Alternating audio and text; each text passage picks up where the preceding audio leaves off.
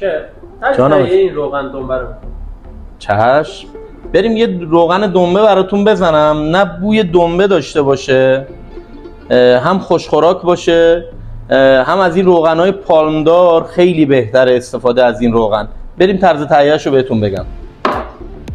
برای 2 کیلو دنبه نگینی ریزش میکنیم. 1 لیوان سرکه، 1 لیوان شیر، 1 عدد پیاز، 2 عدد سیب، 1 عدد هویج، چوب دارچین، میخک، بادیان، برگ بو، تخم گشنیز، فلفل سیاه یعنی گرانولش و هل. اول دنبمون رو اضافه میکنیم.